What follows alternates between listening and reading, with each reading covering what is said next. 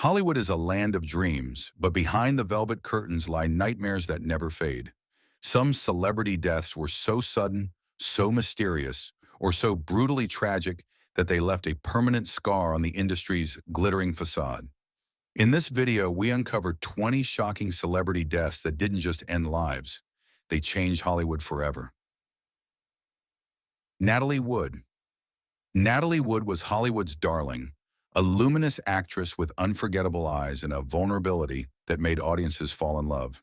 She had grown up on screen, from Miracle on 34th Street to Rebel Without a Cause, and later starred in West Side Story and Splendor in the Grass. But it wasn't her Oscar nominations that made headlines in the end. It was the chilling and mysterious circumstances surrounding her death on November 29, 1981. Wood vanished from her yacht, the Splendor, off the coast of Catalina Island while sailing with husband Robert Wagner, co-star Christopher Walken, and the boat's captain. Hours later, her body was found floating in the water, clad only in a nightgown, socks, and a down jacket. The original ruling was accidental drowning, but bruises on her body and inconsistent statements from those on board ignited suspicions that never faded. Decades later, the case was reopened, and Wagner was named a person of interest. Hollywood has never recovered from the whispers surrounding Natalie's final night. Was it an argument? Was alcohol involved? Was someone pushed? The mystery remains unsolved, and Wagner has refused to speak publicly in depth about the matter. To this day, Natalie's death is one of the most haunting in Hollywood history. A reminder that fame can't protect you from tragedy, nor silence the echoes of the truth. Behind the glitz and glamour, Natalie's story is a ghost story, one that won't rest, because the questions never stopped. The image of her, young, talented, gone too soon, continues to haunt the Hollywood sign like a shadow in the spotlight. River Phoenix. River Phoenix was supposed to be the next James Dean, only more talented, more gentle, and less self-destructive. With soulful eyes and raw emotion, he captivated the screen in Stand By Me, My Own Private Idaho, and Running on Empty. He was already nominated for an Oscar by 18 and adored for his activism, humility, and refusal to play the fame game. But on Halloween night in 1993, everything came crashing down outside Johnny Depp's Viper Room. Phoenix collapsed on the sidewalk, convulsing violently, while his brother Joaquin and sister Rain screamed for help. The 23-year-old was declared dead of a drug overdose, a lethal cocktail of heroin and cocaine, known as a speedball. Friends and fans were stunned. Phoenix had been a vegetarian, an environmentalist, and a figure of purity in a cynical industry. How could this have happened? The aftermath sent a chill through Hollywood. Young stars became terrified of the club scene. His final unfinished film had to be abandoned, and the Viper Room became synonymous with tragedy. Rivers' death wasn't just a personal loss, it was a generational warning, a wake-up call masked in tears and confusion.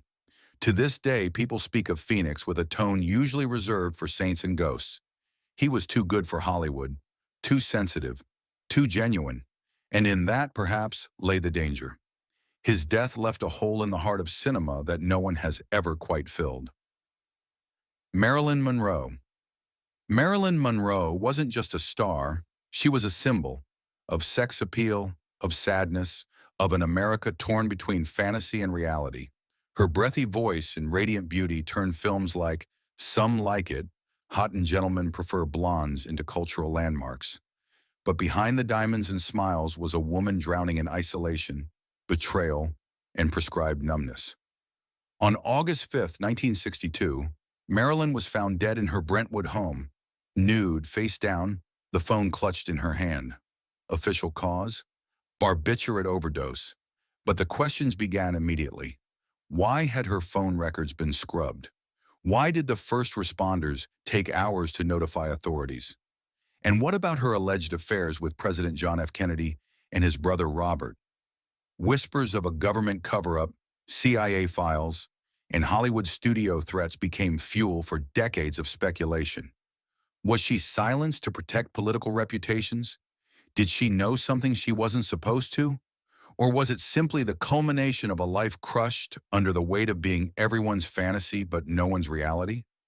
Marilyn Monroe's death isn't just tragic, it's chilling. She remains the eternal icon of glamour with a fractured soul. Hollywood has tried to move on, but every time her photo appears, we're reminded, this town eats its brightest stars, and sometimes they never see it coming. Bruce Lee. Bruce Lee wasn't just a martial artist, he was a revolution in motion. He broke racial barriers, redefined masculinity, and created a global cult following with just a handful of films. Enter the Dragon was set to make him a global icon. But on July 20th, 1973, just days before the movie's release, Lee died at 32. The cause? Officially a cerebral edema, brain swelling. But the rumors roared louder than the truth. Some believed he was poisoned. Others whispered about a family curse or revenge from martial arts rivals. Even more chilling? Just weeks before, Lee had collapsed on set with similar symptoms. His death was abrupt, unexplained, and almost too perfectly timed to feel like coincidence. His funeral in Hong Kong drew over 25,000 fans. The world watched in disbelief.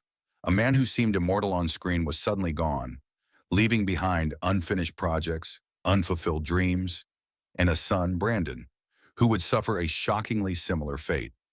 Bruce Lee's death still stings because it was so preventable, yet so unexplainable.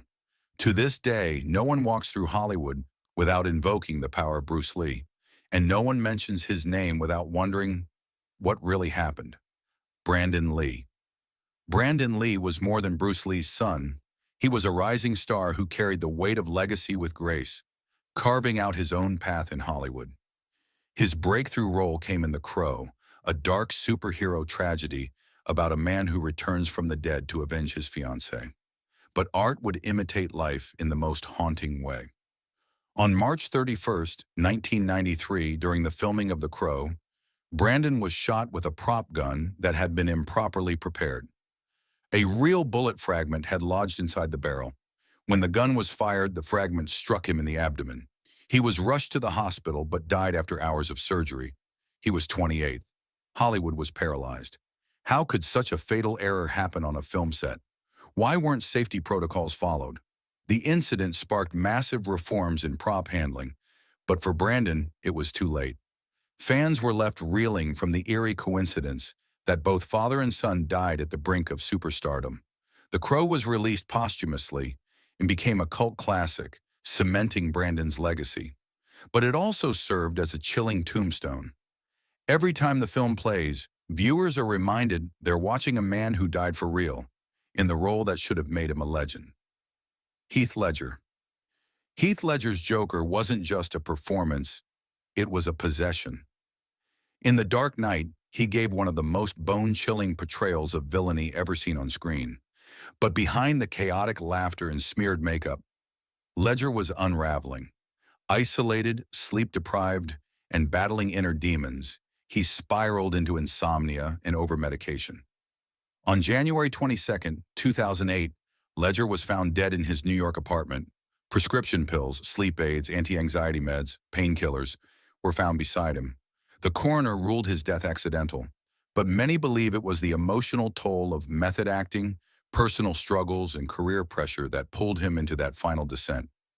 Ledger had just finished filming The Dark Knight and was already working on the Imaginarium of Dr. Parnassus. Tributes poured in from across the globe. Fans mourned not just a lost actor, but the loss of what he could have been, one of the greatest of his generation. His posthumous Oscar win was bittersweet. It felt like justice, yet also a goodbye far too late. Hollywood still feels the chill every time someone utters the line, "Why so serious?" Because we all know it came at a heartbreaking price. James Dean. James Dean was more than a movie star. He was a cultural earthquake. With just 3 films, East of Eden, Rebel Without a Cause, and Giant, he redefined masculinity for a generation, becoming the symbol of post-war alienation and restless youth. His brooding stare, quiet defiance, and raw emotion turned him into an instant icon. But before the world could truly see his brilliance unfold, he was gone. On September 30th, 1955, Dean was driving his brand new Porsche 550 Spider, nicknamed Little Bastard, on a highway in California heading to a race. At an intersection near Sholame, he collided head-on with another car. Dean died on impact. He was just 24. The car became the stuff of legend. Cursed, some say. Parts from it were reused, and those who used them often met accidents themselves. Even the wreckage mysteriously vanished during transport. Dean's death wasn't just tragic. It felt cinematic, eerie, and poetic in a way that defied reason. Hollywood had lost its most promising rebel before he could fully ignite. What made it even more haunting was Dean's own premonition. Just days before his death, he filmed a PSA about driving safely, warning viewers with a smile, "The life you save might be mine." That clip would be replayed endlessly in the aftermath, turning into his own eulogy. To this day, James Dean remains frozen in time, untouched by age or decline. His sudden death solidified him as a martyr of cool, forever young, forever lost. And Hollywood has never stopped wondering what the world missed out on. Brittany Murphy. Brittany Murphy was Hollywood's sunshine, quirky, lovable, and full of spark. From her breakout role in Clueless to her emotional performances in Girl, Interrupted, and 8 Mile, she had a chameleon-like charm that made her unforgettable. But behind the wide-eyed beauty and infectious laugh was a woman unraveling under intense pressure and toxic influence. On December 20th, 2009, Murphy collapsed in the bathroom of her Hollywood Hills home. She was pronounced dead at just 32. The official cause, pneumonia, anemia, and multiple drug intoxication. But the story didn't end there. Just 5 months later, her husband Simon Monjack died in the same house, under eerily similar circumstances. Conspiracy theories exploded. Mold, poisoning, foul play. Murphy's estranged father even demanded an independent toxicology report, alleging poisoning, though no charges were ever brought. What added to the tragedy was how visibly her health had declined in the months prior. Sunken cheeks, erratic behavior, and whispers of prescription dependency. Murphy had been allegedly isolated by Monjack, whose shady business dealings and manipulative behavior raised red flags after her death. Friends claimed she was trying to escape a suffocating situation, but never got the chance. Hollywood was left in disbelief. How could a star with such vitality vanish in silence? Brittany's death serves as a haunting reminder that behind the velvet ropes, some stars are fighting invisible battles, and not everyone makes it out alive. Anton Yelchin. Anton Yelchin wasn't your typical rising star. He was soulful, intelligent, and quietly powerful. Best known for playing Chekhov in the Star Trek reboot series, he had already worked with some of the greatest directors in indie and blockbuster films alike. But just as he was about to leap into the A-list, an unthinkable tragedy ended everything. On June 19, 2016, Yelchin was found pinned between his Jeep Grand Cherokee and a brick pillar outside his own home. The car had rolled backward down his steep driveway, trapping him. He died from blunt traumatic asphyxia. He was just 27 years old. The freak accident sent shockwaves through Hollywood. It was later revealed that the car model had a known gearshift defect, which led to a class action lawsuit. Yelchin's parents also filed a wrongful death suit against the automaker and eventually reached a confidential settlement. What made Anton's death even more tragic was its sheer randomness. No drugs, no recklessness, no self-destruction. Just an everyday moment gone horribly wrong. He was due at a rehearsal that morning. When he didn't show up, friends found him crushed, still holding his keys. Yelchin's friends and co-stars described him as deeply curious, humble, and fiercely talented. A documentary about his life, love, and Tosha would later reveal just how gifted he truly was, and how much he was struggling with cystic fibrosis, a condition he never made public. He lived fully, even with a secret illness, but the world only realized his depth after he was gone, and that loss continues to haunt an industry that never got to see what he was fully capable of becoming. Judy Garland. Judy Garland wasn't just Dorothy from The Wizard of Oz. She was one of the most emotionally raw performers Hollywood ever produced, a child prodigy turned tortured adult, Garland sang with a power that felt like a cry for help. But behind that haunting voice and iconic status was a life of pharmaceutical control, mental anguish, and devastating loneliness. By the time she was a teenager, studio heads at MGM were feeding her amphetamines to stay awake and barbiturates to sleep. Her weight was constantly criticized, and her meals were often taken away on set. Judy wasn't allowed to be a child. She was an industry product. On June 22, 1969, Garland was found dead in the bathroom of her London apartment. Cause of death, a barbiturate overdose. She was 47. Though ruled accidental, her body was so depleted from years of abuse that many believe her death was inevitable. Hollywood went into mourning, but also guilt. Garland had been discarded by the very machine that once paraded her as its brightest jewel. In her final years, she was broke, struggling to find work, and often performing in small venues for survival. Her funeral drew thousands, but the pain lingered. Fans couldn't shake the image of a woman who once sang "Over the Rainbow," ending her life in a rented flat with a handful of pills. It felt wrong, unjust, and far too common in the world of child stars. Judy Garland's death remains one of Hollywood's darkest moral stains. She was used, adored, and left to fade, and the echoes of her song still haunt the industry that couldn't save her. Sharon Tate. Sharon Tate embodied everything beautiful about 1960s Hollywood, a rising actress with ethereal charm and an innocence that captivated everyone from critics to audiences. She had just starred in Valley of the Dolls and was married to acclaimed director Roman Polanski. At 26 and 8 months pregnant, she was poised to become both a mother and a major movie star. Then came August 9, 1969. That night, a cult led by Charles Manson broke into the Benedict Canyon home she shared with Polanski and brutally murdered her and 4 others. Tate was stabbed 16 times. Her pleas for her unborn child's life were met with terrifying indifference. The killer scrawled words like "pig" in blood across the walls, setting off what would become one of the most infamous crime stories in American history. The aftermath was apocalyptic for Hollywood. No one felt safe. A-list stars hired bodyguards, moved into gated homes, and distanced themselves from counterculture. The illusion of safety in Beverly Hills was shattered. Sharon Tate's death wasn't just a tragedy, it was a cultural fracture. It marked the moment when the peace and love era died, and paranoia crept in. Her image, pregnant, barefoot, and hopeful, stands in horrific contrast to the violence she suffered. Even now, Hollywood speaks her name in hushed tones. The Manson murders became tabloid fodder, but Sharon was not a headline. She was a human being with a radiant future that never got to unfold. And her ghost still lingers, not just in memory, but in every actor's silent fear that fame can't protect you from madness. John Belushi. John Belushi was the engine behind a new era of comedy.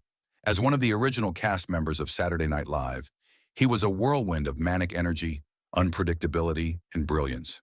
He brought characters like Samurai Futaba and Jake Blues to life with unmatched charisma. But behind the laughs was a man spiraling into addiction, depression, and an industry that enabled it all. On March 5, 1982, Belushi was found dead in his bungalow at the Chateau Marmont. The cause? A speedball, a lethal mix of heroin and cocaine. He was 33. Just hours before his death, friends described him as twitchy, paranoid, and exhausted. A woman named Kathy Smith later admitted to injecting him. She served time, but many believe Hollywood shares the blame. Belushi had long struggled with substance abuse. His weight fluctuated, his health declined, and his behavior became erratic. But because he delivered brilliance on cue, the warning signs were ignored. Even his closest friends, including Dan Aykroyd and Bill Murray, would later admit they didn't intervene soon enough. His death hit comedy like a thunderbolt. Belushi wasn't just a performer, he was a spirit, an embodiment of chaotic genius. And when that light went out, everyone knew the cost wasn't just personal, it was institutional. The Chateau Marmont still carries the weight of that night. And for comedians chasing greatness, Belushi's story is both inspiration and warning. Genius without grounding can be a death sentence. Aaliyah. Aaliyah was more than a singer.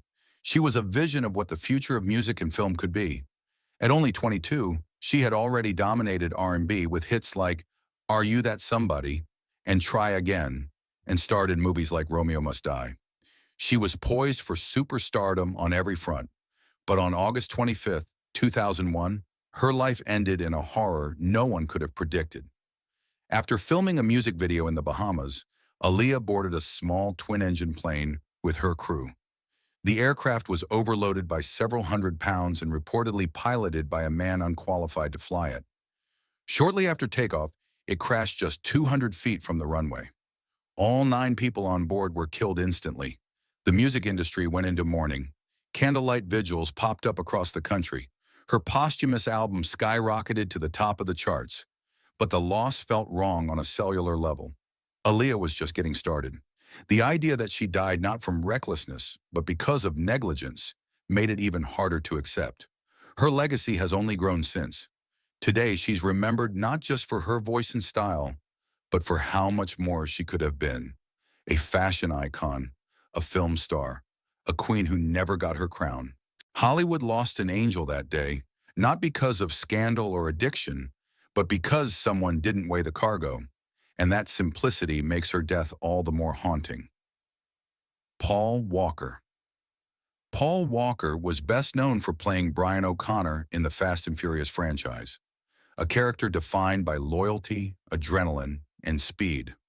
Off-screen, he was nearly the same, charitable, humble, and quietly committed to causes bigger than himself. That's what made his death on November 30th, 2013, so gut-wrenching. Walker had just left a charity event in Santa Clarita, California, when the Porsche Carrera GT he was riding in crashed into a light pole and burst into flames. Both Walker and the driver, Roger Rodas, died at the scene. Walker was just 40. The car was traveling at nearly 100 miles per hour. Fans were devastated. Social media erupted in disbelief. This wasn't just a movie star. It was a man known for his generosity and kindness. His co-stars were shattered. Vin Diesel called him his brother. Michelle Rodriguez said part of her soul went with him. What made his death even more harrowing was how eerily it paralleled his on-screen persona. A life defined by fast cars ended with one. But unlike the films, there was no stunt double, no cut, no reshoot. Walker's final scenes in Furious 7 were completed using CGI and his brothers as stand-ins. The film's ending, scored to See You Again, became an unofficial tribute, not just to Paul, but to the bond he represented. Even now, fans visit the crash site, leaving flowers and notes. Because some stars don't just leave the screen, they leave holes in the hearts of everyone who believed in them. Robin Williams. Robin Williams was joy personified. With a mind that moved faster than lightning and a heart that embraced the world, he was both clown and sage. From Dead Poets Society to Good Will Hunting, from Aladdin to Mrs. Doubtfire, he gave us laughter, comfort, and humanity, which made his death on August 11th, 2014, all the more devastating. Williams died by suicide at 63, hanging himself in his California home. The world was stunned, but as the details came in, a darker truth emerged. Robin had been battling Lewy body dementia, a rare and aggressive neurological disorder that causes hallucinations, confusion, and severe mental decline. He had been misdiagnosed for months, treated for depression, and feared he was losing his mind. In truth, he was, but not in the way anyone had understood. His widow, Susan Schneider, later called it the terrorist inside my husband's brain. The grief was worldwide. Fans felt as though they'd lost a friend, a father, a lifeline. For many, Robin's comedy had been their shield against loneliness. To realize that he, too, was battling demons and losing was unbearable. Robin Williams gave the world everything he had, even when his tank was empty. And the echo of his absence still shakes Hollywood today. Because if someone like him could feel that lost, then how many others are quietly suffering behind the smile? Anna Nicole Smith. Anna Nicole Smith lived her life like a tabloid headline, loud, glittery, and often misunderstood. She burst into the public eye as a Playboy playmate and later married billionaire oil tycoon J. Howard Marshall, who was 89 to her 26. That single marriage transformed her into a media sensation, but it also unleashed a legal and emotional nightmare that never ended. After Marshall's death, she spent years in court battling for his fortune. The press mocked her, the courts drained her, and her fame became a punchline. But behind the bleach blonde hair and exaggerated curves was a woman trying desperately to be loved, seen, and taken seriously. On February 8, 2007, Nicole was found unresponsive in a Florida hotel room. Cause of death, an overdose of prescription drugs. Similar to the tragic death of her son Daniel, who died just months earlier. She was 39. The parallels were heartbreaking. Just like Marilyn Monroe, whom she idolized, Nicole spiraled under the pressure of being everyone's fantasy and no one's friend. She was ridiculed when she was alive and pitied when she was gone. Today, people see her not as a gold digger, but as a wounded woman exploited by an industry that chews people up. Her ghost still hovers over Hollywood's red carpets, reminding everyone what happens when a human being becomes a brand too big to carry. Phil Hartman. Phil Hartman was comedy's secret weapon, a voice actor, writer, and performer whose timing was surgical and whose characters unforgettable. From Saturday Night Live to The Simpsons, his presence elevated every project he touched. Off-screen, he was kind, low-key, and seemingly stable, which made his death in 1998 so horrifying it still doesn't feel real. On May 28th, Hartman's wife, Bryn, shot him while he slept in their Encino home. She then drove to a friend's house, confessed, returned, and fatally shot herself as police arrived. Their children were in the house at the time. The motive? A toxic blend of jealousy, substance abuse, and mental illness. Hollywood was stunned. Hartman wasn't a scandal magnet or a troubled soul. He was one of the good ones. The guy everyone respected. The guy no one expected to lose in such a violent, senseless way. His death sent a chill through the comedy world. It wasn't a drug overdose or mental health spiral. It was domestic horror. A reminder that even behind seemingly perfect homes, tragedy can erupt in seconds. To this day, The Simpsons retired all of his characters, not out of necessity, but out of reverence, because no one could ever replace Phil Hartman, and no one has. Corey Haim.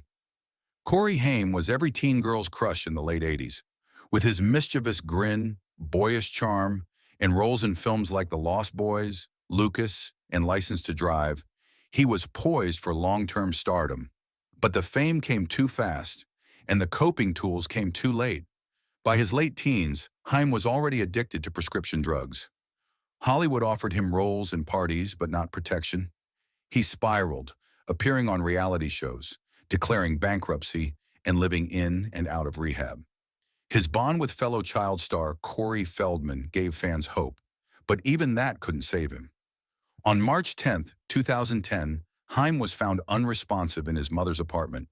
Initially suspected to be an overdose, the official cause was pneumonia, but the underlying damage from years of drug abuse was undeniable. He was just 38.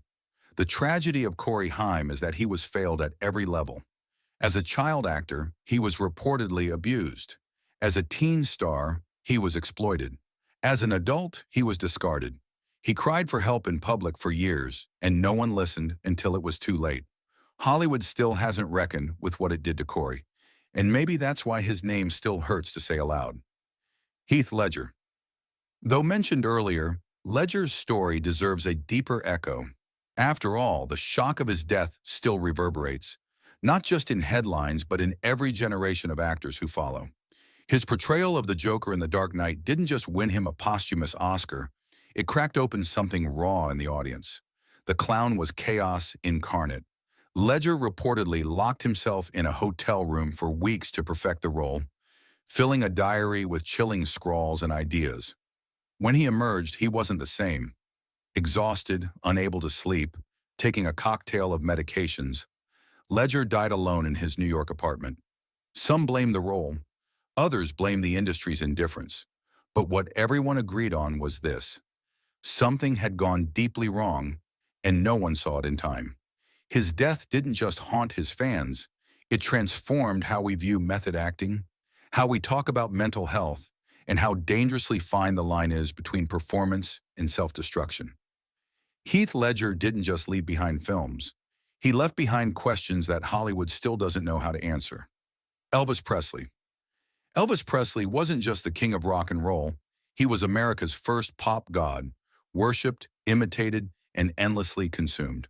But by the time of his death on August 16, 1977, Elvis had become a prisoner of his fame, trapped inside Graceland and bloated from years of prescription drug abuse and isolation. He was found on the bathroom floor, slumped over and unresponsive at just 42. The initial cause was listed as a heart attack, but toxicology reports revealed a pharmacy's worth of drugs in his system. The man who once shocked the world with a hip shake died alone, humiliated by tabloids and addicted to the pills that once helped him perform. The world mourned as if royalty had passed. Fans cried at Graceland. Some refused to believe he was gone. Conspiracy theories flourished. He faked his death. He was abducted. He's still alive. But the real tragedy was more painful. A man who had everything, yet nothing he needed. Hollywood and the music industry still studies his fall like a cautionary tale. Elvis didn't die from vice. He died from the machinery that builds icons but doesn't teach them how to be human. Fame made them icons, but it couldn't shield them from tragedy. These stars left behind more than headlines. They left behind questions, legacies, and scars that Hollywood still carries. Their lights may have dimmed, but their stories still echo. Which one haunted you the most? Let us know in the comments below.